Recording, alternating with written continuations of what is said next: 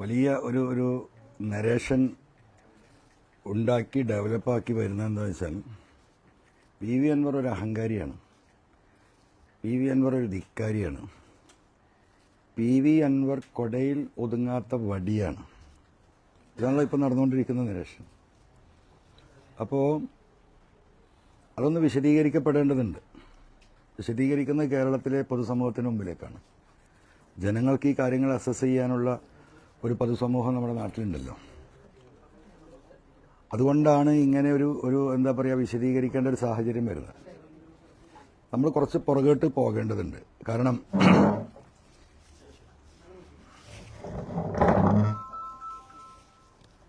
കാരണം 8-9 മാസം മുമ്പാണ് ഞാനുണ്ടായിരുന്ന ഒരു മുന്നണി സംവിധാനത്തിൽ നിന്ന് കേരളം നേരിടുന്ന വലിയ ചില പ്രതിസന്ധി, ജനങ്ങളുടെ ഇടയിലുള്ള ചില പ്രതിസന്ധികളും വരാനിരിക്കുന്ന ഗവൺമെന്റിലെ ADGP അജിത് കുമാർ അടക്കമുള്ള ഒരു വലിയ സംഘം, പോലീസിലെ ഒരു വിഭാഗം RSSുമായി കൂട്ടുചേർന്നുകൊണ്ട് കേരളത്തിൽ നടത്തിക്കൊണ്ടിരിക്കുന്ന ഒട്ടനവധി കാര്യങ്ങൾ, അതുമായി ബന്ധപ്പെട്ട വിഷയങ്ങൾ, ADGPയുടെയും അന്നത്തെ ജില്ലാ പോലീസ് സൂപ്രണ്ടായ സുജിത് ദാസിന്റെയും നേതൃത്വത്തിൽ എയർപോർട്ട് കേന്ദ്രീകരിച്ചുകൊണ്ട് നടക്കുന്ന കള്ളക്കടത്ത്, റിദാൻ ബാസിൽ കേസ്, കോഴിക്കോട് നഗരത്തിൽ നിന്ന് പച്ചാപ്പകൽ കാണാതായ മാമി, ഭരണരംഗത്തെ IAS, IFS, IRS തുടങ്ങിയ ലോബിയും കേന്ദ്ര RSS നേതൃത്വവുമായുള്ള ബന്ധം, ഇതായിരുന്നല്ലോ വിഷയം.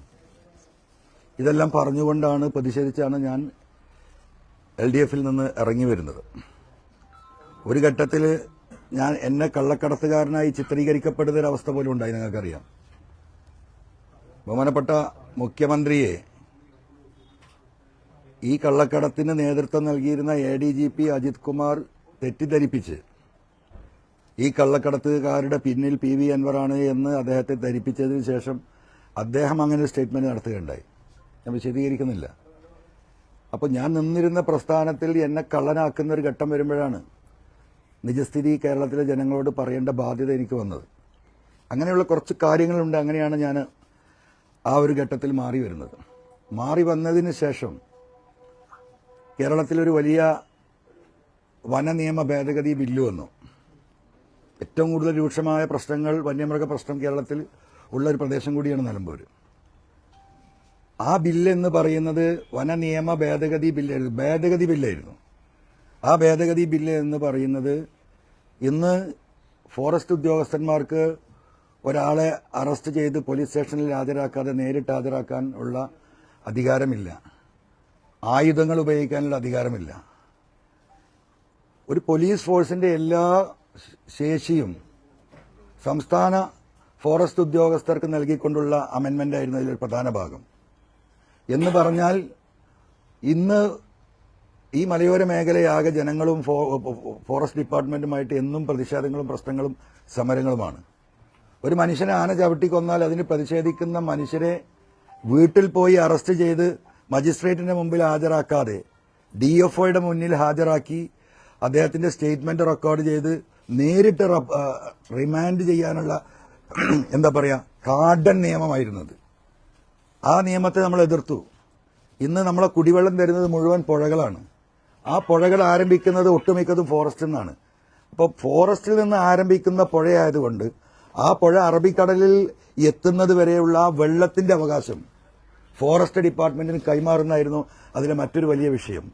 അത് കൈമാറപ്പെട്ടാൽ നമുക്ക് ഇന്നിപ്പോ ഒരാൾക്കും ഒരു തുള്ളി കുടിവെള്ളം എടുക്കാൻ പോലും പുഴയിൽ നിന്ന് സാധിക്കില്ല. ഇവിടുത്തെ ഗ്രാമപഞ്ചായത്തുകളും മുനിസിപ്പാലിറ്റിയും പല സ്ഥലങ്ങളിലും കോർപ്പറേഷൻ ഉൾപ്പെടെ ഉപയോഗിക്കുന്ന വെള്ളം എന്ന് പറഞ്ഞാൽ പുഴകളിലെ വെള്ളമാണ്. അതിന്റെ മുകളിൽ റെസ്ട്രിക്ഷൻസ് വരും. അതിൽ നിന്ന് ഫോറസ്റ്റിന്റെ NOC വേണ്ടി വരും. എന്ന് പറഞ്ഞാൽ കുടിവെള്ളത്തിന് പോലും റേഷൻ കടയെ സമീപിക്കേണ്ട അവസ്ഥയിലേക്ക് കേരളം എത്തുന്ന അത്രയും ജനവിരുദ്ധമായിട്ടുണ്ടായിരുന്ന ഒരു ബില്ലായിരുന്നു. അതിനെ നമ്മൾ ശക്തമായി എതിർത്തു. അതിനെ എതിർക്കുന്നതും ഇങ്ങനെ ഒരു ബില്ല് വരുന്നുണ്ട് എന്നും കേരളത്തിലെ ജനങ്ങളോട് അന്ന് ഞാനാണ് വിളിച്ചു പറയുന്നത്. ആ ബില്ല് പബ്ലിഷ് ചെയ്തില്ല, പത്രത്തിൽ പരസ്യം ചെയ്തില്ല, ജനങ്ങളോടുള്ള അതിനുള്ള പ്രതികരണം തേടിയില്ല. ഗസറ്റിൽ പബ്ലിഷ് ചെയ്തുകൊണ്ട് നിയമസഭ പോലും അറിയാതെ ഒളിച്ചു കടത്തിയ നിയമസഭയിൽ MLAമാർ ഉച്ചഭക്ഷണം കഴിക്കുന്ന സമയത്ത് അത് പാസ്സാക്കിയെടുക്കാനുള്ള നിഗൂഢമായ നീക്കത്തെ അന്ന് ആ സമരത്തിലൂടെയാണ് ഞാൻ പൊളിക്കുന്നത്. ആ സമരത്തിന്റെ ഭാഗമായിട്ട് നിലമ്പൂരിൽ എത്തുമ്പോഴാണ് DFO ഓഫീസുമായി ബന്ധപ്പെട്ട മണി എന്ന് പറയുന്ന സഹോദരന് ആദിവാസി സുഹൃത്ത് അന്നേ ദിവസമാണ് നിലമ്പൂരിൽ ചവിട്ടിക്കൊല്ലുന്നത്. അങ്ങനെയാണ് നമ്മൾ ഫോറസ്റ്റ് ഓഫീസ് ഉപരോധിക്കുന്നത്. ആ ഫോറസ്റ്റ് ഓഫീസ് ഉപരോധിച്ച ആ സമരത്തിൽ അവിടെ ഒരു പ്ലാസ്റ്റിക് സ്റ്റൂളും ഒരു ഗ്ലാസും പൊട്ടിയത് 350-550 രൂപയുടെ നഷ്ടമാണ്. അതിന്റെ പേരിൽ വലിയ അക്രമിയായി എന്നെ സ്വീകരിച്ച് രാത്രി 12 മണിക്ക് പോലീസ് ഈ വീട്ടിൽ നിന്നും എന്നെ അറസ്റ്റ് കൊണ്ട് ഈ ജയിലിലടച്ച് നിങ്ങൾ കണ്ടതാണ്. നിങ്ങൾ കണ്ട വിഷയമാണ്. ജുഡീഷ്യറിയുടെ സത്യസന്ധതകൊണ്ടും അവർ ഈ കാര്യങ്ങൾ വിലയിരുത്തിയത് കൊണ്ടുമാണ് എനിക്ക് അന്ന് ജാമ്യം കിട്ടിയത്. അല്ലെങ്കിൽ മാസങ്ങൾ എന്നെ ജയിലിലിടാനുള്ള പ്ലാനായിരുന്നു. ഈ വിഷയങ്ങളൊക്കെ ഞാൻ ഒറ്റയ്ക്ക് നേരിടുകയാണ്, നിങ്ങൾ മനസ്സിലാക്കണം. അത് കഴിഞ്ഞു വന്നു. അതിന്റെ മുമ്പ് ചേലക്കര തെരഞ്ഞെടുപ്പ് നടന്നു, പാലക്കാട് തെരഞ്ഞെടുപ്പ് നടന്നു. ഞങ്ങൾ ആ വിട്ടു വന്ന സമയത്താണ്. അങ്ങനെ ഈ തെരഞ്ഞെടുപ്പിൽ UDFന് പിന്തുണ കൊടുക്കണമെന്ന് പറഞ്ഞു. ഞങ്ങൾ കൂടിയാലോചനകൾ നടത്തി. പാലക്കാട് നമുക്കറിയാം വലിയ വിഷയമായിരുന്നു. സെക്കൻഡായി നിന്നിരുന്നത് BJP ആണ്. BJPയുടെ കടന്നുവരവ് തടയണമെന്നത് നിർബന്ധമാണ്. ആ നിലക്ക് UDFന്റെ ആ റിക്വസ്റ്റ് നമ്മൾ അംഗീകരിച്ചു. ബഹുമാനപ്പെട്ട പ്രതിപക്ഷ നേതാവുമായിട്ട് തന്നെയാണ് ഞാൻ സംസാരിച്ചത്.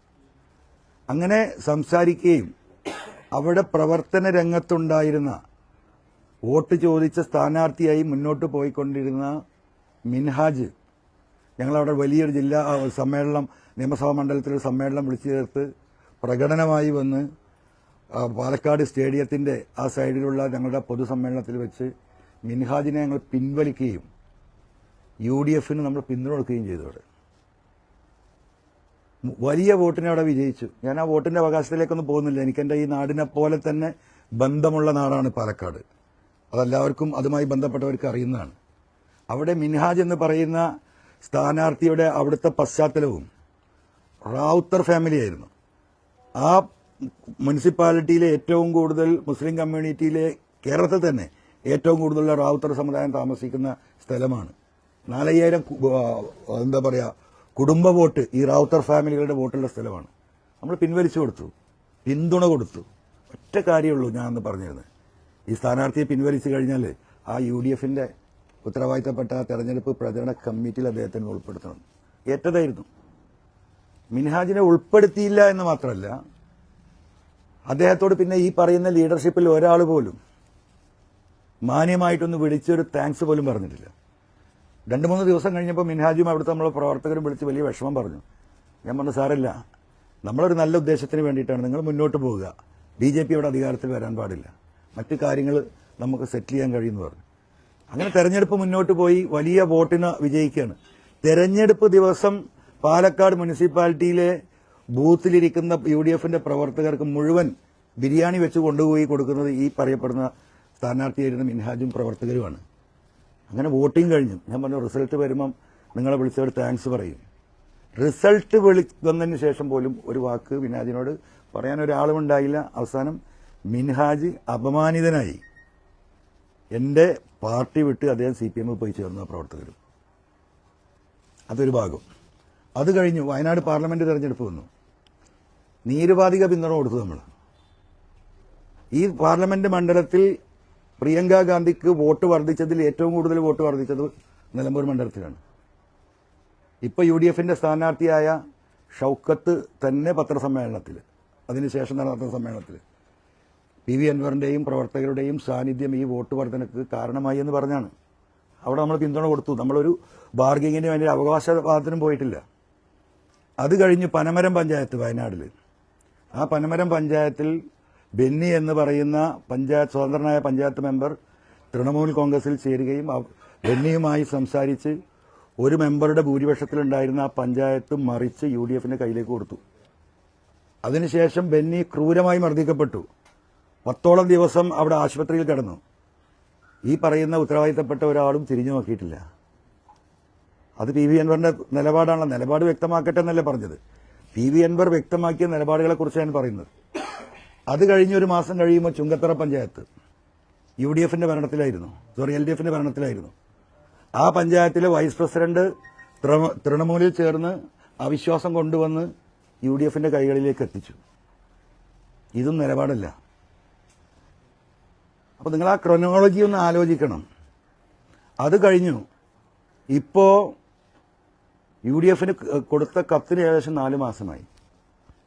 UDF ലീഡർഷിപ്പ് ഈ മാസം 2-ാം തീയതി കോഴിക്കോട് യോഗം ചേർന്ന് ഞാൻ കൊടുത്ത കത്തിനെക്കുറിച്ച് ചർച്ച ചെയ്യുകയും ഞങ്ങളുടെ ആവശ്യം നമ്മളുമായി സഹകരിച്ച് പോകാൻ വേണ്ടി UDF നേതൃത്വം തീരുമാനിക്കുകയും ആ തീരുമാനിച്ച പ്രഖ്യാപനം ബഹുമാനപ്പെട്ട MM ഹസൻ അന്നത്തെ UDF കൺവീനർ എന്ന നിലക്ക് പത്രസമ്മേളനം വിളിച്ച് കോഴിക്കോട് പത്രക്കാരായ നിങ്ങളോട് പറയുകയും UDF ചെയർമാനായ VD സതീശന് ഈ കാര്യങ്ങൾ ഏൽപ്പിച്ചിട്ടുണ്ട്. 2 ദിവസം കൊണ്ട് PV അൻവറുമായി സംസാരിച്ച് ഈ ടേംസ് ആൻഡ് കണ്ടീഷൻസ് തീരുമാനിച്ച് ഞങ്ങൾ സഹകരിച്ച് മുന്നോട്ട് പോകാൻ അദ്ദേഹത്തെ ഏൽപ്പിച്ചിട്ടുണ്ട്. ഒരാഴ്ച കൊണ്ട് ഞങ്ങളത് പബ്ലിക്കായി അദ്ദേഹം അത് ഡിക്ലെയർ ചെയ്യുമെന്ന് പറഞ്ഞാണ്.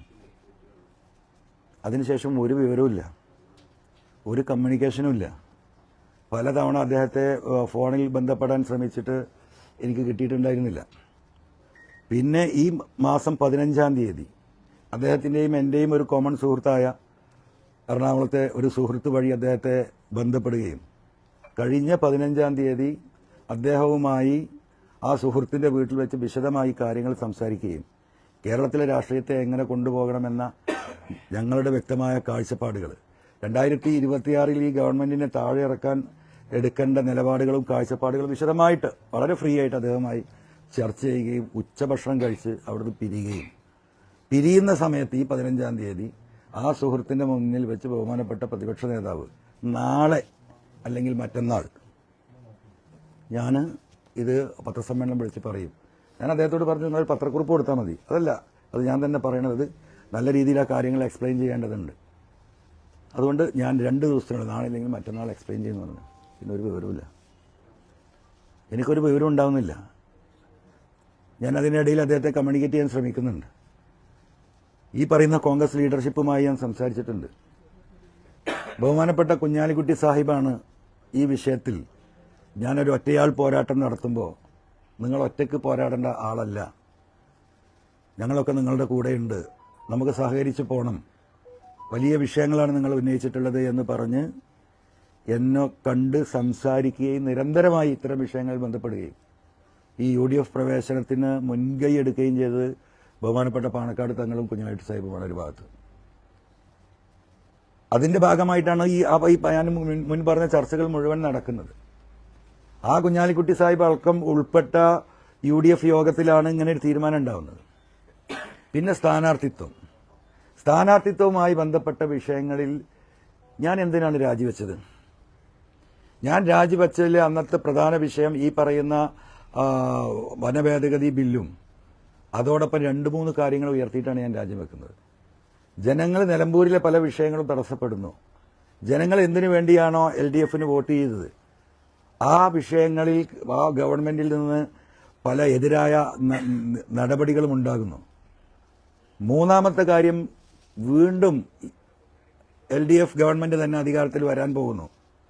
3-ാമതും പിണറായി ഗവൺമെന്റ് വരുമെന്ന നരേഷൻ ഇവിടെ സൃഷ്ടിക്കപ്പെടാൻ ശ്രമിക്കുന്നു. അത് ശരിയല്ല. നിലമ്പൂരിലെ ഉപതെരഞ്ഞെടുപ്പിലൂടെ കേരളത്തിൽ LDF അല്ല അധികാരത്തിൽ വരാൻ പോകുന്നത്, UDF ആണ് അധികാരത്തിൽ വരാൻ പോകുന്നത് എന്ന ഒരു വോട്ടിംഗ് പാറ്റേണിലൂടെ കേരളത്തിലെ ജനങ്ങളെ ബോധ്യപ്പെടുത്താൻ, ഈ പിണറായി ഗവൺമെന്റിന്റെ അന്ത്യം കുറിക്കാൻ, അതിനല്ലേ ഞാൻ രാജിവെച്ചത്. ആ രാജിവെക്കുമ്പോൾ എന്താ വേണ്ടത്? എല്ലാവരും ഒരുമിച്ച് നിന്ന് ഒരു അഭിപ്രായ വ്യത്യാസമില്ലാതെ ഈ ലക്ഷ്യത്തിലേക്കുള്ള പ്രയാണമാണല്ലോ UDF ലീഡർഷിപ്പ് തീരുമാനമാക്കേണ്ടത്. അത് ചെയ്യുമെന്നല്ലേ സ്വാഭാവികമായിട്ടും നമ്മൾ കണക്കുകൂട്ടിയിട്ടുള്ളത്. അതിനുതകുന്ന ഒരു സ്ഥാനാർത്ഥിയാവണ്ടേ? ഷൗക്കത്തുമായി വ്യക്തിപരമായ അഭിപ്രായ വ്യത്യാസങ്ങളുണ്ട്. അത് ആ അഭിപ്രായ വ്യത്യാസമൊന്നും ഇപ്പോൾ നമ്മൾ ഏറ്റെടുത്ത ഒരു മിഷന് തടസ്സമേ അല്ല. നിങ്ങൾക്കറിയാം, ഇന്നലെ അദ്ദേഹം ഞാൻ ഒരുമിച്ചാണ് ചോർന്നത് ഒരു കല്യാണ വീട്ടിൽ വെച്ചിട്ട്. ഞങ്ങൾ അത്ര വലിയ എതിർപ്പുണ്ടെങ്കിൽ ആരെങ്കിലും തൊട്ടടുത്ത് പോയിരുന്നു ഭക്ഷണം കഴിക്കും, ഇഷ്ടംപോലെ സീറ്റ് അവിടെ അല്ലേ. അദ്ദേഹവുമായുള്ള വിഷയം വേറെയാണ്, അത് ഇവിടെ ഇപ്പം ചർച്ച ചെയ്യപ്പെടേണ്ടതല്ല. അത് ചർച്ച ചെയ്യപ്പെടേണ്ട ഘട്ടത്തിൽ അന്ന് നമുക്ക് ചർച്ച ചെയ്യാം. അത് ഇലക്ഷന് മുമ്പാവുമോ പിമ്പാവുമോ അത് ഉണ്ടാവുമോ എന്നൊക്കെ നമുക്ക് പിന്നെ നോക്കാം. ഇപ്പോൾ UDF നിർത്തിയ ഒരു സ്ഥാനാർത്ഥിയെ ഇനി എന്താ പറയുക, ഈ ചർച്ചകൾ നടക്കുമ്പോൾ അതിന്റെ മുകളിലൊരു ചർച്ചയിലേക്ക് ഞാൻ കിടക്കുന്നില്ല. അവിടെ എന്റെ വിഷയം ഒരാൾക്കും എതിർപ്പില്ലാത്ത ആ സമൂഹത്തിൽ നിന്ന്, നിലമ്പൂരിലെ പൊതുസമൂഹത്തിൽ നിന്ന് എല്ലാവർക്കും വോട്ട് ചെയ്യാൻ പറ്റുന്ന ഒരു സ്ഥാനാർത്ഥിയാണ്. സ്ഥാനാർത്ഥിയുടെ കുഴപ്പം കൊണ്ടൊരു വോട്ട് പോകരുന്ന വോട്ടാർക്ക് ആരുമാകട്ടെ ഞാൻ പറഞ്ഞു, സ്ഥാനാർത്ഥിക്ക് ഒരു പ്രസക്തി ഇല്ല എന്ന് ഞാൻ പറഞ്ഞു 2 ദിവസം മുമ്പ്. നിങ്ങൾക്കറിയാം, അവിടെ ജനങ്ങളും ഈ പറയുന്ന LDF തമ്മിലെ പോരാട്ടമെന്ന് പറഞ്ഞു. അപ്പോൾ ആ സ്ഥാനാർത്ഥിയുടെ ഒരു കുഴപ്പം കൊണ്ട്, അല്ലെങ്കിൽ അദ്ദേഹത്തിന്റെ എന്തെങ്കിലും പ്രയാസം കൊണ്ട് ഒരു വോട്ട് പോകരുതെന്ന് ഞാൻ ഉദ്ദേശിച്ചുള്ളൂ. ഇനിയിപ്പോൾ ഒരു വേറൊരു സ്ഥാനാർത്ഥിനെ തീരുമാനിക്കപ്പെടുമ്പോഴും ആ സ്ഥാനാർത്ഥിക്കും ചില പരിമിതികളൊക്കെ ഉണ്ടാവും, സ്വാഭാവികമാണ്, മനുഷ്യ സഹജമാണ്. അപ്പോൾ ഇപ്പോൾ എന്താ പറയുന്നത്, അൻവർ അധിക പ്രസംഗിയാണ്. ഞാൻ എവിടെയാണ് അധിക പ്രസംഗം നടത്തിയത്? സ്ഥാനാർത്ഥിയെ തീരുമാനിക്കപ്പെടുന്നത് വരെ എന്റെ ധാരണ എന്താ, പൊതുസമൂഹത്തിന്റെ ധാരണ എന്താ? UDFന്റെ സ്ഥാനാർത്ഥി ഉണ്ടാവും, മോശം ഉണ്ടാവില്ല. ഞാൻ വീട്ടിലേക്ക് കയറി വരുമ്പോൾ നിങ്ങൾ പുറത്ത് നിൽക്കുന്നുണ്ട്, നിങ്ങൾ ചോദിച്ചു ഷൗക്കത്തിനെ പ്രഖ്യാപിച്ചല്ലോ സ്ഥാനാർത്ഥിയായിട്ട്, എന്താ നിങ്ങളുടെ അഭിപ്രായം? എനിക്ക് വ്യക്തിപരമായ അഭിപ്രായ വ്യത്യാസമുണ്ട്, അത് ഞാൻ പറഞ്ഞു. അതെന്റെ വ്യക്തിപരമായ അഭിപ്രായ വ്യത്യാസം, അതില്ലാന്ന് എനിക്ക് പറയാൻ കഴിയില്ല. എനിക്ക് വളച്ച് പറയാനും തിരിച്ചു പറയാനും ഒന്നും സാധിക്കില്ല. ഇനിയിപ്പോൾ ഒരു വടിയാണ് അവിടെ UDF നിർത്തിയിട്ടുള്ളത്. ആ UDFന്റെ ഭാഗമാണെങ്കിൽ എനിക്കെന്താ പ്രയാസം? ആ UDFന്റെ ഭാഗമായി അതിനോടൊപ്പം നിൽക്കാൻ. ഇവിടെ വിഷയം ഈ ഗവൺമെന്റിനെ താഴെ ഇറക്കാനുള്ള ഒരു തെരഞ്ഞെടുപ്പ് റിസൾട്ട് ഒരു 25,000-30,000 വോട്ടിനോട് ജയിക്കുമെന്ന് ഞാൻ പറഞ്ഞു. അവിടെ തന്നെ ഞാൻ ഇപ്പോഴും നിൽക്കുന്നത്. അതിന് ഉതകുന്ന രീതിയിലെ കാര്യങ്ങൾ നടത്തണം. അപ്പോൾ ഒരു സഹകരണ മുന്നണിയാക്കാന്ന് പറഞ്ഞു, അതിന് സമ്മതിച്ചു. സഹകരണ മുന്നണി അറിയാൻ നിങ്ങൾക്കറിയാം, ബസ്സിലെ ആ സ്റ്റെപ്പിൽ കയറിയുന്ന ക്ലീനറെ കൂടെ നിന്ന് പോകണത് മതി, പ്രശ്നമില്ല. നമ്മൾ ചെറിയ പാർട്ടിയല്ലേ, നമ്മൾ വളരെ ചെറിയ പാർട്ടിയാണല്ലോ, അതിനും നമ്മൾ സമ്മതിച്ചു. അതെങ്കിലും ഒന്ന് പൊതുസമൂഹത്തോട് പറയണ്ടേ? ഇന്നലെ അദ്ദേഹം പറഞ്ഞു അൻവർ വ്യക്തമാക്കട്ടെ. ഇത്രയും വ്യക്തമാക്കിയതാണല്ലോ, ഇനി എന്താ ഞാൻ വ്യക്തമാക്കേണ്ടത്? ഈ കഴിഞ്ഞ 3-4 മാസമായി ഒരു മനുഷ്യന്റെയും ഒരു പാർട്ടിയുടെയും എന്നെ വസ്ത്രാക്ഷേപം നടത്തിയിട്ട് എന്താ തെരുവിലേക്ക് വിട്ടിരിക്കുക അല്ലേ? ഇന്നലെ എന്താ ചെയ്തത്? വസ്ത്രാക്ഷേപം നടത്തി തെരുവിൽ വിട്ട് എന്റെ മുഖത്തേക്ക് ചളിവാരി എറിയണം. അത് കാണുന്നുണ്ടല്ലോ എല്ലാം. ഇന്നലെ അദ്ദേഹത്തിന്റെ തീരുമാനം എന്താ? എന്നെ ദയാവാദത്തിന് വിട്ടിരിക്കുകയാണ്. ദയാവാദം. എന്ത് തെറ്റാ ഞാൻ ചെയ്തത്? അതും കൂടെ ഒന്ന് വിശദീകരിക്കണ്ടേ? നിങ്ങൾക്കറിയോ, ഈ മലപ്പുറം ജില്ലയിൽ 1,86,000 ചെറുപ്പക്കാരും മിഡിൽ ഏജിലായിട്ടുള്ള ആളുകളും പാസ്പോർട്ട് എടുക്കാനും ഉള്ള പാസ്പോർട്ട് പുതുക്കാനും കഴിയാതിരിക്കുക. എന്താ അറിയോ? ഈ സുജിത്താസും അജിത് കുമാറും ഉണ്ടാക്കി പോയ കേസുകൾ, പെറ്റി കേസുകൾ, ബൈക്കിൽ 3 ആൾ പോയതിന്, ഹെൽമെറ്റ് ഇല്ലാത്തതിന്, വണ്ടി പാർക്ക് ചെയ്തതിന് 1,86,000 അത് ഞാൻ ചൂണ്ടിക്കാണിച്ചതാണോ ഞാൻ ചെയ്ത തെറ്റ്? ഈ മലയോര മേഖലയിലെ ഈ മനുഷ്യന്മാരനുഭവിക്കുന്ന പ്രശ്നം, ആ നിയമ ഭേദഗതി ബില്ല് അതിനെതിരെ എതിർത്ത് ജയിലിൽ പോയതാണോ ഞാൻ ചെയ്ത തെറ്റ്? അല്ല, വിശദീകരിക്കപ്പെടണം. ഒരു ജില്ലയാകെ ഏറ്റവും വലിയ വർഗീയവാദികളും വിഘടനവാദികളുമായി രാജ്യത്തിന്റെ മുന്നിൽ, രാജ്യത്തിന്റെ പാർലമെന്റിൽ അവതരിപ്പിക്കാൻ RSSനോടൊപ്പം കൂട്ടുചേർന്ന് നിന്ന അജിത് കുമാർ ആ വിഷയം കേരളത്തിന്റെ സമൂഹത്തിന്റെ മുമ്പിലേക്ക് പറഞ്ഞതാണോ ഞാൻ വിഷയം? ഇതാണല്ലോ PV അൻവർ അധിക പ്രസംഗിയല്ലേ? ജനങ്ങൾക്ക് വേണ്ടി പറയുമ്പോൾ ഞാൻ അധിക പ്രസംഗിയാണ്. ജനങ്ങൾ ആലോചിക്കട്ടെ, ജനങ്ങളാണ് ഇതിൽ തീരുമാനം. ഞാൻ എന്ത് അധിക പ്രസംഗമാണെങ്കിൽ എനിക്ക് ഇനിയും അത് പറയേണ്ടി വരും. ജനങ്ങൾക്ക് വേണ്ടി ആണ് ഞാൻ സംസാരിച്ചത്. ഇപ്പൊ ഒരു എന്താ പറയാ, നിയമസഭാ സാമാജികനാകാൻ വേണ്ടിയിട്ടുള്ള വെപ്രാളാണല്ലോ നമ്മൾ ഈ കണ്ടുകൊണ്ടിരിക്കണല്ലേ. ഉള്ളത് ഞാൻ എന്താ പറയാ സമൂഹത്തിന്റെ മുമ്പിലേക്ക് വലിച്ചെറിഞ്ഞു പോകുന്ന അധികാരമുണ്ടെങ്കിൽ എനിക്ക് അവിടെ നിന്നാ മതിയല്ലോ. സുജിത് ദാസ് എന്ന് പറയുന്ന IPS ഓഫീസർ എന്റെ കാല് പിടിക്കുന്നത് നിങ്ങൾ കേട്ടതാണല്ലോ. സാറേ 30 കൊല്ലം എനിക്ക് ഇനിയും സർവീസ് ഉണ്ട്, സാറിന്റെ കൂടെ ഞാൻ ഉണ്ടാവും, സാറ് പറയുന്ന എന്ത് ജോലി ഞാൻ ചെയ്യും, ദയവായി എന്നെ ഉപദ്രവിക്കരുത്, ആ മരക്കേസ് മരം പോയ നിങ്ങൾ കൊടുത്ത പരാതി ദയവായി ഒന്ന് പിൻവലിക്കണം അല്ലേ? എന്തെല്ലാം ഇട്ടെറിഞ്ഞു ഞാൻ. എന്റെ ജീവന് വല്ല സംരക്ഷണമുണ്ടോ?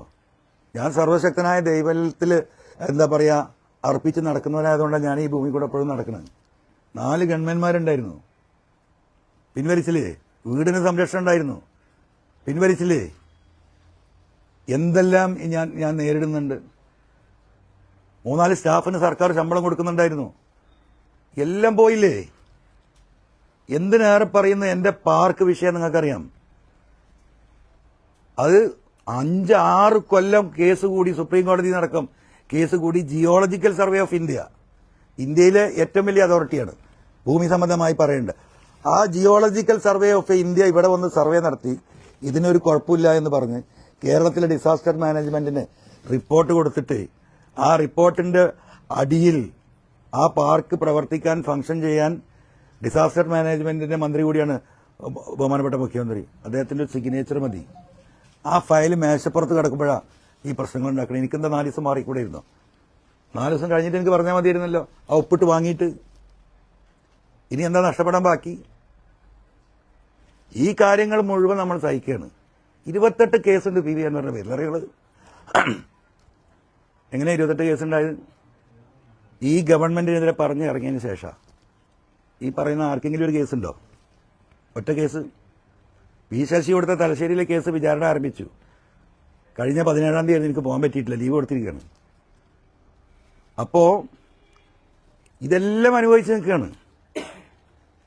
അപ്പൊ ഇപ്പോഴും ഞാൻ നയം വ്യക്തമാക്കിയിട്ടില്ല, മനസ്സിലായില്ലേ? കാല് പിടിക്കുമ്പോൾ മുഖത്ത് ചവിട്ടുക എന്ന് പറഞ്ഞില്ലേ? അപ്പൊ ഞാൻ ഈ കാല് പിടിക്കാനില്ല. ഞാൻ ഈ കാല് പിടിച്ചിരുന്ന കേരളത്തിലെ ജനങ്ങൾക്ക് വേണ്ടിയാ. എനിക്ക് ഒരു അധികാരം വേണ്ട. അങ്ങനെയൊക്കെ ഉണ്ടല്ലോ ഒരു തെറ്റിദ്ധാരണ. എന്താ പറയുക, ചില ആളുകളുടെ ധാരണ കത്രികപ്പൂട്ട് എന്ന് പറയും നമ്മൾ പണ്ടത്തെ ആളുകൾ. ഇങ്ങനെ ഇങ്ങനെ കുടിക്കിയാൽ ഇവിടെ പിണറായി ആണല്ലോ. അപ്പോൾ ഇവിടുന്ന് ഒരു ഇതാണ് കത്രികപ്പൂട്ട്. ഈ കത്രികപ്പൂട്ടിൽ ഇട്ടിട്ട് ഇങ്ങനെ ഇങ്ങനെ ആക്കിയാൽ ആരായാലും എന്തെങ്കിലും പറയല്ലോ, സഹായിക്കും. അത് പറയണോ? അങ്ങനെ വിചാരിക്കേണ്ടവർ പി വി അൻവർ ഈ മനുഷ്യനെ ഞാൻ ഭൂമിയിൽ ഇരിക്കാനാ ഉദ്ദേശിക്കുന്നത്. ഉയർന്ന പീഠത്തിൽ ഇരിക്കാൻ ആഗ്രഹമുള്ളവരുണ്ടാവും. ആ പീഠത്തിന് ചവിട്ട് കൊടുത്ത് ഇറങ്ങിപ്പോന്നവനാ ഞാൻ, അല്ലേ? നിലമ്പൂരിലെ ജനങ്ങൾക്കറിയാലോ, നിലമ്പൂരിലെ ജനങ്ങൾക്കറിയല്ലോ, കേരളത്തിലെ ജനങ്ങൾക്കറിയാലോ. ഞാൻ ഈ പറയുന്ന ആശയത്തിന്റെ പിന്നിൽ ലക്ഷക്കണക്കിന് ആളുകളുണ്ട്. അവരെ നിങ്ങൾ കാണൂല. അവരെ പോളിംഗ് ബൂത്തിൽ എത്തുമ്പോഴേ കാണുള്ളൂ. അവർ പ്രാർത്ഥനയിൽ അവർക്ക് മിണ്ടാൻ കഴിയില്ല. കാരണം അവർ ആശ്രിതരാണ്. ജീവിതത്തിന്റെ അറ്റം മുട്ടിക്കാൻ പ്രയാസപ്പെടുന്ന പാവപ്പെട്ട മനുഷ്യരാണ്. അതിലെല്ലാ ജാതിയും എല്ലാ മതവും എല്ലാ രാഷ്ട്രീയക്കാരും ഉണ്ട്. അവരുടെ പ്രാർത്ഥനയും എന്താ പറയാ, അവരുടെ മാനസിക സപ്പോർട്ടാണ് മുന്നോട്ട് പോകുന്നത്. ഈ ഗവൺമെന്റിനെതിരെ വസ്തുനിഷ്ഠമായിട്ട് ഇത്രയും കാര്യങ്ങൾ ജനങ്ങളുടെ മുന്നിൽ ബോധ്യപ്പെടുത്താൻ ആർക്കാ സാധിച്ചിട്ടുള്ളത്? നിങ്ങൾക്കൊന്ന് സത്യസന്ധമായി ആലോചിച്ചേക്ക്. ഇവിടെ ഇപ്പൊ ഇന്ന് ചർച്ച ചെയ്യപ്പെടുന്ന പിണറായി സമടക്കം ഞാൻ പത്രസമ്മേളനം നടത്തിയല്ലോ. നാഷണൽ ഹൈവേ കേരളത്തിൽ ഇന്ത്യയിലെ ചരിത്രത്തിൽ ആദ്യമായിട്ട് നാഷണൽ ഹൈവേക്ക് പൈസ കൊടുത്തത് ഞങ്ങളൊരു ഗവൺമെന്റായി എന്ന് പറഞ്ഞാണ് നിരന്തരമായി ഇവിടെ വാദം നടത്തി പ്രചരണം നടത്തിക്കൊണ്ടിരിക്കുന്നത്. മിനിയാന്ന് ആ കടലാസ് ഞാൻ തരുമ്പോഴല്ലേ കേരളത്തിലെ ഇന്ത്യയിലെ 13 സംസ്ഥാനങ്ങൾ 50%, 100% കൊടുത്തു തരണം. ഈ പറയുന്ന ഉത്തരവാദിത്തപ്പെട്ടവരൊക്കെ ഒരു കടലാസിട്ട് വന്ന ജനങ്ങളെ ബോധ്യപ്പെടുത്താൻ.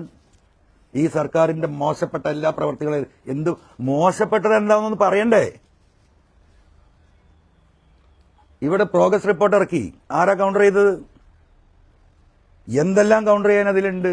ഇതിനൊന്നും ആർക്കും സമയമില്ല. എല്ലാ തീരുമാനത്തിന്റെ അടിസ്ഥാനം വേറെയാണ്. ഞാൻ ഇപ്പൊ പറയുന്നില്ല, പറയേണ്ട ഘട്ടം വരും. അപ്പൊ ഇനി ഞാൻ എന്ത് ചെയ്യണം? കേരളത്തിലെ ജനങ്ങൾ പറയട്ടെ. അപ്പൊ എനിക്ക് ഇനി ഈ കാര്യങ്ങൾ സംസാരിക്കാനുള്ളത് ഈ പറയുന്ന കോൺഗ്രസിന്റെ ഒരു വലിയ നേതാവ് ഇവിടെ ഉണ്ടല്ലോ. അതാരാ? KC വേണുഗോപാൽ. എന്നൊക്കെ അറിയാം. അദ്ദേഹമായി ഈ വിഷയം ഈ രീതിയിൽ ഇതുവരെ ഞാൻ പങ്കുവച്ചിട്ടില്ല. എനിക്കിനി അദ്ദേഹത്തിലെ പ്രതീക്ഷ. അദ്ദേഹമാണല്ലോ ഇന്ത്യയിൽ മുഴുവൻ ഓടി നടന്ന് കോൺഗ്രസ് തന്നെ ഈ പാർലമെന്റ് തെരഞ്ഞെടുപ്പോട് കൂടി അവസാനിക്കുമെന്ന ബസ്സിനെ 40 സീറ്റിൽ നിന്ന് 200 സീറ്റിലേക്ക് എത്തിക്കാൻ സാധിച്ചത് അദ്ദേഹത്തോട് ഈ വിഷയം എനിക്ക് സംസാരിക്കാനുണ്ട്. എനിക്ക് കുറച്ച് എന്റെ ഗ്രീവിയൻസ് പറയാനുണ്ട്. മുസ്ലിം ലീഗ് ലീഡർഷിപ്പിന് ഇനി ഒന്നും എന്താ പറയാ, അവർക്ക് ഇത് പുറത്ത് ബോധ്യപ്പെടുത്തില്ല. അവർ പറയേണ്ടതൊക്കെ അവർ പറഞ്ഞു കഴിഞ്ഞാൽ അവരെന്താ പറയാ, ബഹുമാനപ്പെട്ട പ്രതിപക്ഷ നേതാവ് അദ്ദേഹത്തിന് കഴിയുന്നത്ര ഓടുന്നുണ്ട്, അദ്ദേഹം പ്രവർത്തിക്കുന്നുണ്ട്. ഇതെല്ലാം കൂടെ ഒരു ഇതിനൊരു ഐക്യപ്പെടണ്ടേ? എത്ര പാർട്ടിയുണ്ട് UDF-ൽ ഘടകകക്ഷി? നിങ്ങളൊന്ന് ആലോചിച്ച് നോക്കൂ. ഫോർവേഡ് ബ്ലോക്ക് ഞാൻ പറയണ്ടല്ലോ. ഇപ്പൊ ഇവിടെ കുന്നമംഗലത്തൊരു എന്താണ് പ്രവാസി കോൺഗ്രസ് ആണ്, ഘടകകക്ഷിയാണ്. നിങ്ങൾക്ക് ആർക്കും അറിയോ? ആ പാർട്ടി കമ്പ്യൂട്ടറിൽ മാത്രമാണ്, ഇത് സോഫ്റ്റ്വെയറിൽ. മനുഷ്യന്മാരില്ല, ഘടകകക്ഷിയാണ്. ഇവിടെ 20 കിലോമീറ്റർ ഉള്ളൂ നിലമ്പൂരിൽ നിന്ന് ഗൂഡല്ലൂർക്ക് തമിഴ്നാട്ടിലേക്ക്. അവിടെ ഈ പറയുന്ന കോൺഗ്രസും CPM-ഉം DMK-യും TMC-യും എല്ലാം ഒന്നാണ്. അപ്പം എന്ത് ന്യായമാണ് ഇതിനൊക്കെ? ഓരോ സംസ്ഥാനത്തും നടക്കുന്ന രാഷ്ട്രീയ അലയൻസുകൾ നമുക്കറിയില്ലേ? അപ്പം എന്താണ് ഞാൻ ചെയ്ത കുറ്റം? ഇനി ഞാൻ എന്ത് ചെയ്യണം? ആരെ കാല് പിടിക്കണം ഈ ഗവൺമെന്റിന് താഴെ ഇറക്കാൻ? എനിക്കൊരു ചുക്ക് നിങ്ങൾ തരണ്ട. എൻ്റെ കൂടെ കുറേ മനുഷ്യന്മാരുണ്ട്. അൻവർ നയം വ്യക്തമാക്കട്ടെ എന്ന് പറഞ്ഞാൽ അൻവറിന് ഇനി നയം വ്യക്തമാക്കണമെങ്കിൽ എൻ്റെ പാർട്ടി ലീഡർഷിപ്പുമായിട്ട് ആലോചിക്കണം. എന്നെ വിശ്വസിക്കുന്ന കുറേ ആളുകളുണ്ട് ഈ സംസ്ഥാനത്തിന്റെ പല ഭാഗത്തും. എനിക്കൊരു പാർട്ടിയുണ്ട്, AITC, പാർലമെന്റിലെ 3ാമത്തെ പാർട്ടിയാ, 42 MP-മാരുള്ള, 200ഓളം MLA-മാരും മുഖ്യമന്ത്രിയുള്ള. അവരോട് എനിക്ക് സംസാരിക്കണ്ടേ? ഓരോ ദിവസവും അവർ വിളിച്ചുകൊണ്ടിരിക്കുകയാണ്. UDF മിനിയാന്ന് സ്ഥാനാർത്ഥി അനൗൺസ് ചെയ്ത് കണ്ടിട്ട് അവർ വിളിച്ചു, എന്തായി നമ്മുടെ കാര്യം? നമ്മൾ അണ്ടർ ഡിസ്കഷനിലാണ്, it's going on, we will inform you. അപ്പോൾ അവർ പറഞ്ഞത് നിങ്ങൾ നാണം കെട്ടൊരു തീരുമാനത്തിന് പോകണ്ട, you go and give the nomination, Didi will come there. TMC-യുടെ സ്ഥാനാർത്ഥിയെ നിർത്തിയാൽ ബംഗാൾ മുഖ്യമന്ത്രി മമതാ ബാനർജി തെരഞ്ഞെടുപ്പ് പ്രചരണത്തിന് വരും. 10 മന്ത്രിമാരെ അയച്ചു തരാമെന്ന് പറഞ്ഞിട്ടുണ്ട്. 10 ministers, whatever MPs you required, you give me the details. കേരളത്തിൽ പരിചിതമായ രാജ്യത്തിന്റെ പാർലമെന്റിൽ അതിശക്തമായി സംസാരിക്കുന്ന MP-മാരുണ്ട്. അവർ വരും പ്രചരണത്തിന്. They are ready to support us. ഇതൊക്കെ നിൽക്കുമ്പോഴും എന്താ അറിയോ, നമ്മൾ ലക്ഷ്യം വെച്ചൊരു സംഗതിയുണ്ട്, ആ ലക്ഷ്യത്തിന് വേണ്ടി നീങ്ങുക. അപ്പൊ ദയാവധത്തിന് വിട്ടിരിക്കുകയാണ്. അപ്പൊ എനിക്ക് ഇനി സംസാരിക്കാനുള്ളത് ബഹുമാനപ്പെട്ട KC വേണുഗോപാലിനോടും കോൺഗ്രസിന്റെ ഉന്നത നേതാക്കന്മാർ എന്നെ ബന്ധപ്പെടുന്നുണ്ട്. ഞാനിത് പ്രചരിപ്പിക്കാൻ പോലില്ല. ഇപ്പോൾ ബഹുമാനപ്പെട്ട K. സുധാകരൻ മിനിയാന്ന് കണ്ട വിവരം ഞാൻ നിങ്ങളോട് ആരും പറഞ്ഞിട്ടില്ല. അദ്ദേഹം പറയുമ്പോഴാണ് നിങ്ങൾ അറിയുന്നത്. ബഹുമാനപ്പെട്ട രമേശ് ചെന്നിത്തല നിരന്തരമായി ഈ കാര്യങ്ങൾ സംസാരിച്ചുകൊണ്ടിരിക്കുന്നുണ്ട്. ഇപ്പൊ ഇന്നലെ നോക്കൂ നിങ്ങൾ, Kozhikode DCC president Praveen, KPCC general secretary Jayanth, CMP-യുടെ നേതാവ് നമ്മുടെ MBR ഹോസ്പിറ്റലിന്റെ ചെയർമാനായ ദാസേട്ടൻ ഇന്നലെ ഇവിടെ വന്നല്ലോ ഉച്ചയ്ക്ക്, നിങ്ങൾ കണ്ടതാണല്ലോ. അവർക്ക് എന്തിനാ വരുന്നത്? അവർക്ക് എന്താ പറയാ, ആ കോൺഗ്രസിനോടുള്ള സ്നേഹവും വ്യക്തിപരമായി എന്നോടുള്ള ബന്ധവും UDF ഇവിടെ വരണം എന്നുള്ള താല്പര്യത്തിലാണ് വരുന്നത്. അപ്പൊ അത് നമ്മൾ മനസ്സിലാക്കണ്ടേ. പ്രവീൺ ഇന്ന് കേരളം കണ്ട ഏറ്റവും വലിയ DCC ഓഫീസാണ്. നിങ്ങൾ കണ്ടതാണല്ലോ. നിങ്ങൾ 5-8 കോടി രൂപ കോൺഗ്രസ്സുകാരിൽ നിന്നും ജനങ്ങളിൽ നിന്നും പിരിച്ച് ഇങ്ങനെ ഒരു DCC ഓഫീസ് ഉണ്ടാക്കാൻ കഴിയുമെന്ന് പ്രൂവ് ചെയ്ത ജനകീയനായ നേതാവാ, ജനങ്ങളുടെ ഇടയിൽ ജയിക്കുന്നവനാ. ഒപ്പത്തിനൊപ്പം ജയന്തുണ്ട്, KPCC ജനറൽ സെക്രട്ടറി. ഇവരൊക്കെ വർക്ക്, ഇവർ വന്ന് പോയി. നമ്മൾ വല്ലതും പറഞ്ഞോ? അവർ സുഹൃത്ത് സംഭാഷണത്തിൽ വന്ന K. മുരളീധരൻ 10 വട്ടം എന്നെ വിളിച്ചിട്ടുണ്ട്. പാവം, നിങ്ങൾ സൈക്കി, നിങ്ങൾ അഡ്ജസ്റ്റ് ചെയ്യുമെന്ന് പറഞ്ഞിട്ട്. അപ്പൊ ഇതൊക്കെ നടക്കുന്നുണ്ട്. മുസ്ലിം ലീഗിന്റെ നേതാക്കന്മാർ ഇന്നലെ 2 പ്രാവശ്യം കണ്ടു. ഞാൻ വൈകുന്നേരം വഹാബ് MP-യുടെ വീട്ടിൽ വെച്ച് കണ്ടു. പ്രയാസമുണ്ട് അവരിത് പറയുമ്പോൾ നമുക്ക് എന്ത് ചെയ്യും? അപ്പോ ഇനിയുള്ള കാര്യങ്ങൾ ഞാൻ ഈ പറഞ്ഞതുപോലെ ബഹുമാനപ്പെട്ട KC വേണുഗോപാലിനെ കൂടി കണ്ട് സംസാരിച്ച് ഇതിനൊരു പരിഹാരം ഉണ്ടാക്കാൻ കഴിയുമെന്ന് ഞാൻ നോക്കും. മുസ്ലിം ലീഗ് ലീഡർഷിപ്പിനോട് ഞാൻ ഇന്നലെ പറഞ്ഞിട്ടുണ്ട്. അങ്ങനെ ഒരു പരിഹാരം, മാന്യതയൊന്നും വേണ്ട.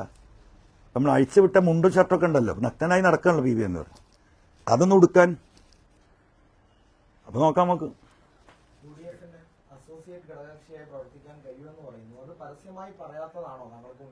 അതല്ലേ ഈ കാര്യമൊക്കെ പറഞ്ഞില്ലേ എന്റെ പൊന്നരുണെ, കത്തടക്കം കൊടുത്തില്ലേ? നീ എന്താ നിലപാട് വ്യക്തമാക്കാൻ എന്താ ബാക്കി? ഞാൻ മലയാളം ഈ പറഞ്ഞത്. ഏത് മുന്നണിയില്? അതിനല്ലേ കത്ത് കൊടുത്ത് കാത്തു നിൽക്കണം മാഷേ. രമേശ് വിളിക്കുന്നു, സുധാകരൻ വിളിക്കുന്നു, ഇവരൊക്കെ കോൺടാക്ട് ചെയ്യുന്നു. പക്ഷേ VD സതീശൻ മാത്രം താങ്കളെ ബന്ധപ്പെടുന്നില്ല എന്നാണ് പറഞ്ഞു വെക്കുന്നത്. താങ്കൾ പലതവണ അദ്ദേഹത്തെ ഞാനൊന്ന് ചോദിക്കട്ടെ, അദ്ദേഹത്തെ ആണല്ലോ UDF ചുമതലപ്പെടുത്തിയിട്ടുള്ളത് എന്നോട് സംസാരിക്കാൻ. അപ്പം എന്നോട് അദ്ദേഹം സംസാരിച്ചിട്ടുണ്ട്. ആ സംസാരിച്ച കാര്യം പുറത്തു പറയണ്ടേ? അതിനാണ് അദ്ദേഹത്തെ ഡിക്ലെയർ ചെയ്യാനുള്ള അദ്ദേഹത്തെ ഏൽപ്പിച്ചത്. ഈ നിമിഷം വരെ ഇല്ലല്ലോ.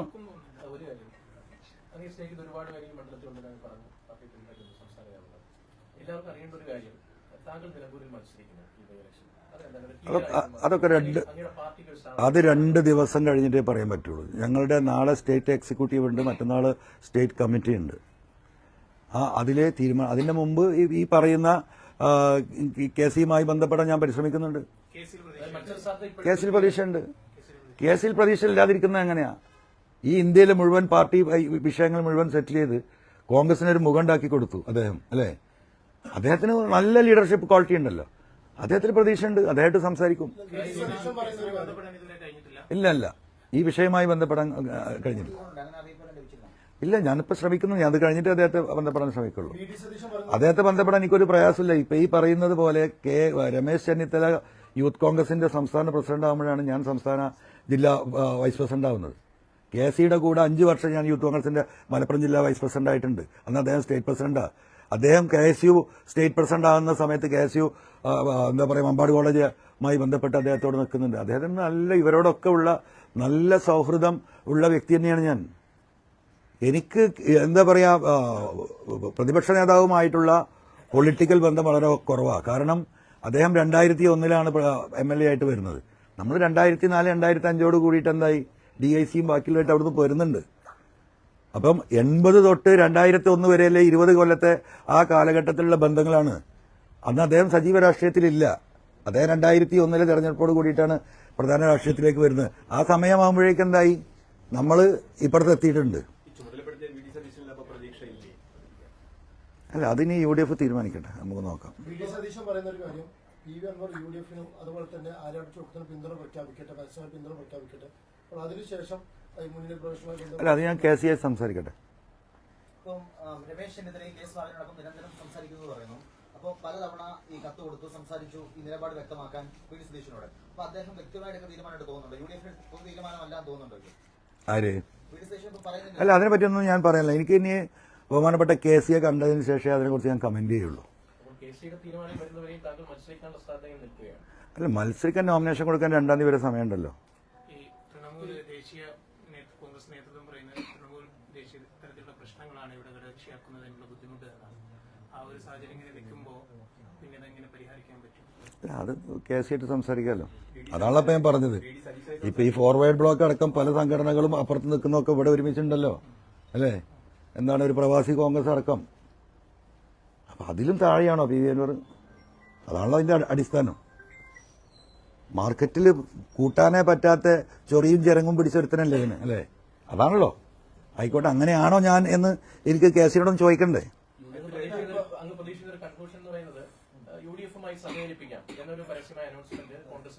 അതൊക്കെ ഞാൻ KC ഇനി ആ കാര്യത്തിൽ എനിക്ക് എന്തെങ്കിലും ഫൈനലായിട്ടുള്ളൊരു ഡിസിഷൻ എടുക്കണമെങ്കിൽ KCയുമായി സംസാരിച്ചതിന് ശേഷമേ ഞാൻ അതിന്റെ മുകളിൽ തീരുമാനം എടുക്കും. 15-ാം തീയതി VD സതീശനുമായി കൂടിക്കാഴ്ച നടത്തി, നാളെ അല്ലെങ്കിൽ മറ്റന്നാൾ അതിന്റെ ഔദ്യോഗിക പ്രഖ്യാപന ഡിക്ലറേഷൻ നടത്താമെന്ന് VD സതീശന് ഉറപ്പ് നൽകിയെന്ന് പറയുന്നു. പിന്നെ എന്തുകൊണ്ടാണ് VD സതീശൻ അതിൽ നിന്ന് പിന്നോട്ട് പോയെന്ന് കരുതുന്നത്? ഞാൻ പറഞ്ഞു വിശദീകരിക്കാം. അത് വിശദീകരിക്കേണ്ട ഘട്ടം ചിലപ്പോൾ വരും, ചിലപ്പോൾ വരും. മനസ്സിലായോ? എങ്ങനെ ഷൗക്കത്ത് സ്ഥാനാർത്ഥിയായി എന്നും എന്തുകൊണ്ട് സ്ഥാനാർത്ഥിയായി എന്നും PV അൻവറിനെ ഡിക്ലെയർ ചെയ്യാത്ത എന്താണെന്നൊക്കെ എനിക്കറിയാം. ഞാനിത് പറഞ്ഞ് കുളങ്ങരക്കാൻ നിൽക്കുന്നില്ല.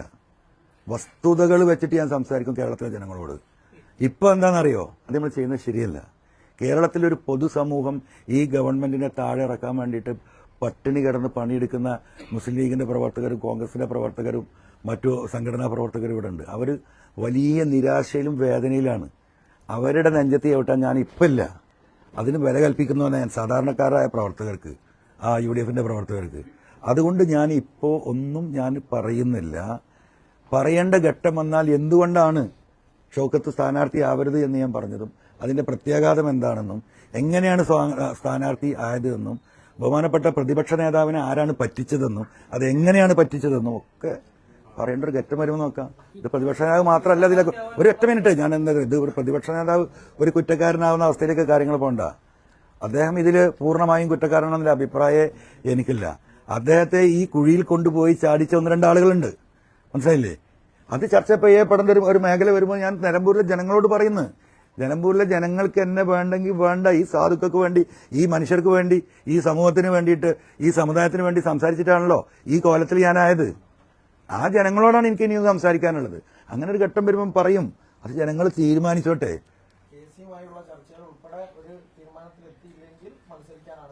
ഒരു സംശയം കരുതണ്ട, ഒരു സംശയം കരുതണ്ട.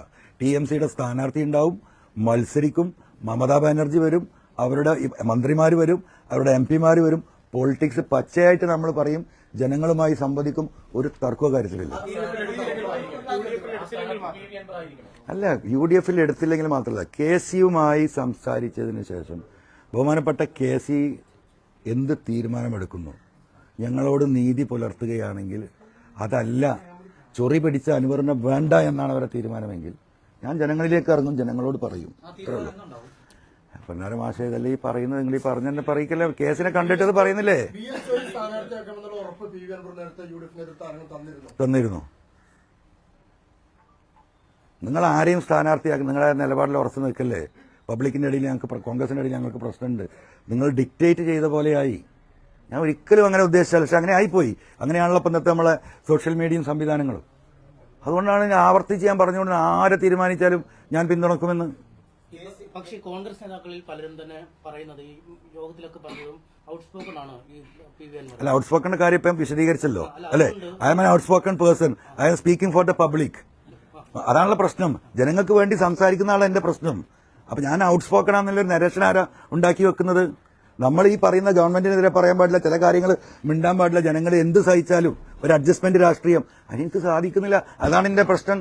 Yes, I M A outspoken person. പക്ഷെ അത് മുന്നണിക്കുള്ളിൽ ഒതുങ്ങുമോ? പണ്ട് PC ജോർജിന്റെ ഒക്കെ അനുഭവം UDF-നുള്ളതാണ്. PC ജോർജ് അത് വിടരുത് നിങ്ങൾ. PC ജോർജ് ഞാൻ എന്താ കുറെ കാലമായി നിങ്ങൾ PC ജോർജ് അവര് ഞാനിട്ട് എന്താ ബന്ധം? അല്ലെ, എന്താ ബന്ധം നിങ്ങൾ പറ. ഞാൻ സംസാരിക്കുന്ന ജനങ്ങൾക്ക് വേണ്ടിയിട്ടാ. PC ജോർജ് സംസാരിക്കുന്ന അവന്റെ കാര്യ. അല്ല, അതൊക്കെ ഇപ്പൊ ഇങ്ങനെ പറയാൻ പറ്റുമോ നമ്മളോട്? ഇനി വേറെ ക്വസ്റ്റ്യൻസ് ഉണ്ടെങ്കിൽ നിർത്തുന്നു. ഞാൻ ഒറ്റ കാര്യം ഞാൻ കൺക്ലൂഡ് ചെയ്യാണ്. ബഹുമാനപ്പെട്ട KC വേണുഗോപാലിൽ ഞാൻ പ്രതീക്ഷ അർപ്പിക്കുന്നു. UDF-ന്റെ ഘടകകക്ഷി നേതാക്കളിൽ ഞാൻ പ്രതീക്ഷ അർപ്പിക്കുന്നു. കോൺഗ്രസിന്റെ മുതിർന്ന നേതാക്കളിൽ ഞാൻ പ്രതീക്ഷ അർപ്പിക്കുന്നു. ആ UDF സംവിധാനത്തിന്റെ ലീഡർഷിപ്പിൽ ഞാൻ പ്രതീക്ഷ അർപ്പിക്കുന്നു.